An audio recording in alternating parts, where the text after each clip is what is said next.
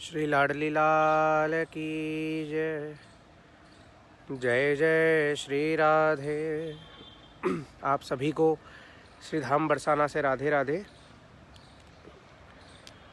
कल हमारी चर्चा रह गई थी, कहीं जाना पड़ गया लाइव को बीच में छोड़कर, और कल मन भी बड़ा दुखी था। आप सभी को पता है कि एक ऐसा विहंगम दृश्य, कल एक ऐसा चित्र देखा था कि नहीं रुका जा रहा था। कल पता नहीं क्या क्या निकल रहा था, और आज उसी पर हम चर्चा करेंगे। आज हम जानेंगे गौ माता के विषय में कि गौ सेवा का क्या महत्व होता है, क्यों ठाकुर जी को गैयाँ इतनी प्रिय हैं।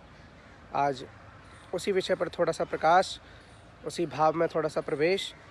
सभी लोग जुड़ जाइए, राधे राधे बोलते रहिए, और महल अटारी के दर्शन करने के साथ साथ आज की कथा के भाव में जल्द से जल्द हम प्रवेश करते हैं। ज़्यादा समय नहीं लेंगे। राधे राधे सभी बोलते रहिए। बस आप सभी से एक ही कहना होता है कि राधे राधे बोलते रहा करें। बड़ा सुंदर भाव होगा। सभी लोग राधे राधे बोलते रहिए।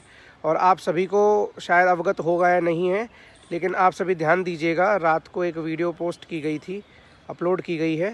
तो श्री राधा कुंड में श्री ठाकुर जी किशोरी जी की बड़ी सुंदर लीला चल रही है। तो आप सभी लोग वो वीडियो ज़रूर देखिएगा कि किस प्रकार राधा कुंड में वह दुग्ध वाली लीला, जो दूध बार बार निकल रहा है, वह होली लीला श्री प्रिया प्रियतम लाल की राधा कुंड में चल रही है। तो उसके आप लोग साक्षात दर्शन करें। वीडियो सभी लोग एक एक बार ज़रूर देखें। वीडियो पेज पर डाली हुई है, जिन्होंने नहीं देखी है वो देख लीजिएगा। आपको बताया जा रहा है, साक्षात लीला श्री प्रिया प्रीतम लाल की आप लोग देख पाएंगे। और जो देख लें वो एक एक बार उस वीडियो को शेयर अवश्य कर देना, ताकि आगे और भी लोग यह साक्षात प्रकट लीला के दर्शन कर सकें। तो आज की कथा के भाव में हम प्रवेश करते हैं। ज़्यादा समय नहीं लेंगे।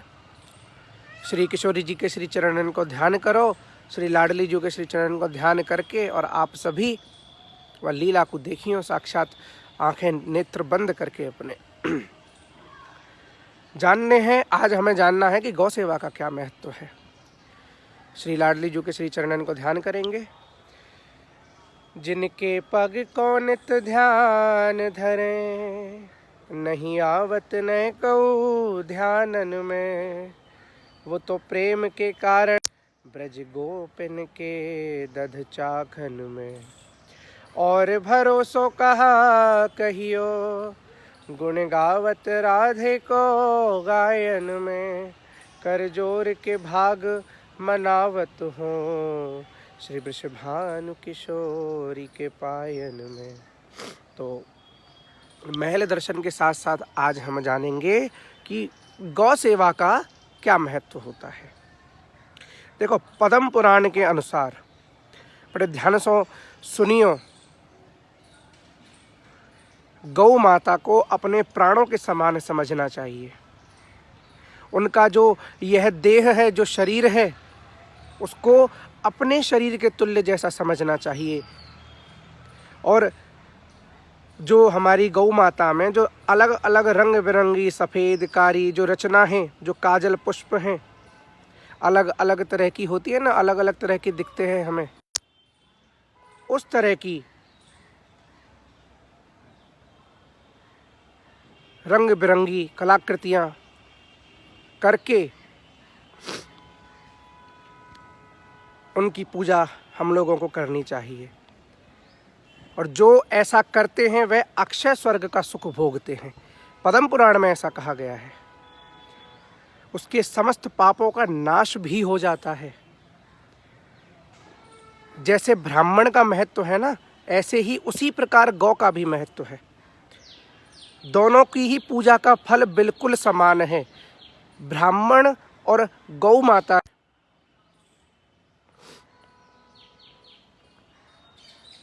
भगवान के मुख से अग्नि, ब्राह्मण, देवता और गौ, ये चारों उत्पन्न हुए हैं।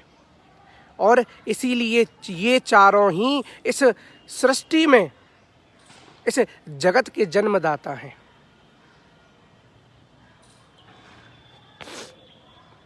हमारी गौ माता सब कार्य में उदार है और समस्त गुणन की खान है। प्रत्येक वस्तु हमारी गौ माता की बहुत पावन है। गौमूत्र, गौ गोबर, दूध, दही और घी, इन्हें पंचगव्य के नाम से भी जानते हैं हम। और इनको पान करने से शरीर के भीतर पाप, तो आप लोग समझ पा रहे होंगे, इन पंचगव्य को जो पान करे वहाँ के भीतर पाप ठहरे ही ना है। जाए गाय को दूध दही खावे को ना मिले, उनको जो शरीर है वो मल के समान है, वो देह बेकार है। फिर घृत क्षीर प्रदा गावो घृत योन्यो घृतोद्भवा और घृतन घो घ्राता वर्तास्ता मैं संतु सदा ग्रहे। जो गौ को एक बार प्रदक्षिणा करता है, गौ की उसे प्रणाम करता है, वह सभी पापों से मुक्त हो जाता है और अक्षय स्वर्ग का सुख वह भोगता है। अब गौ के अंग अंग में कौन कौन से देवता विराजमान हैं, उनके विषय में जान लेते हैं। गौ के सींगों में भगवान श्री शंकर और श्री नारायण सदा विराजमान रहते हैं। गौ के उदर में, पेट में कार्तिकेय जी, मस्तक में श्री ब्रह्मा जी और ललाट में श्री महादेव जी रहते हैं। सींगों के अग्रभाग में इंद्र और दोनों कानों में अश्वनी कुमार रहते हैं और नेत्रों में चंद्रमा और सूर्य, दांतों में गरुण और जिह्वा में सरस्वती देवी का वास होता है। गुदा में संपूर्ण तीर्थ, मूत्र स्थान में गंगा जी और रोमकूपों में ऋषि, मुख और पृष्ठ भाग में यमराज का वास होता है। दक्षिण पार्श्व में वरुण और कुबेर, वाम पार्श्व में तेजस्वी महाबली यक्ष, मुख के भीतर गंधर्व और नासिका के अग्रभाग में सर्प, खुरों के पिछले भाग में अप्सराएं वास करती हैं। गोबर में श्री लक्ष्मी जी, गौमूत्र में श्री पार्वती जी, चरणों के अग्रभाग में आकाशचारी देवता वास करते हैं। रम्हाने की जो आवाज आती है ना, गौ माता रमाती है, उनकी आवाज में प्रजापति और थनों में भरे हुए चारों समुद्र निवास करते हैं। ये हमारी गौ माता को महत्व है। जो प्रतिदिन स्नान करके गौ को स्पर्श करे ना, और बाकी खुरनते उड़ाई हुई धूल है जो बाको सिर पर अगर धारण करें, तो ये समझ लो कि सारे जो तीर्थ हैं वाको जो जल है बा में स्नान वाको है जाए और सब पापंते वो छूट जाए। जितने भी पाप किए हैं, जितने भी अपराध किए हैं, वह तो छूट जाओगे यदि गौ माता को स्पर्श करोगे प्रतिदिन, और जो उनके खुरों की धूल है वो उड़ रही है उसको धारण करोगे।